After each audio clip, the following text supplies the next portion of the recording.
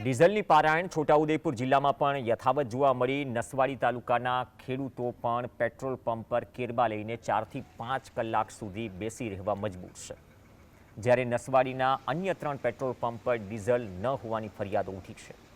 Hindustan પેટ્રોલિયમના pump માલિકે કહ્યું કે વધારે પડતું પેટ્રોલ ડીઝલ વેચ્યું એટલે ઓનલાઈન કોડથી પંપ બંધ કરી દીધો છે, જે 2 દિવસ પછી ખુલશે।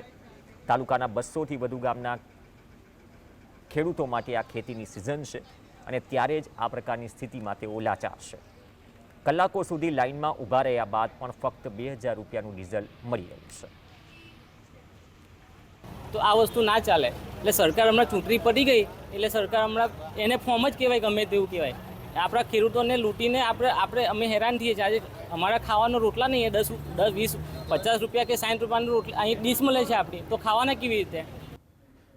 50 લીટર ઓછું પડે ડીઝલ, કારણ કે આ ટ્રેક્ટર લઈને આવે તો ડીઝલ હાલે, કાર્બનમાં જેટલું જોઈએ એટલું 20 લીટર હાલે, બરાબર? 20 લીટરમાં શું થવાનું હોય?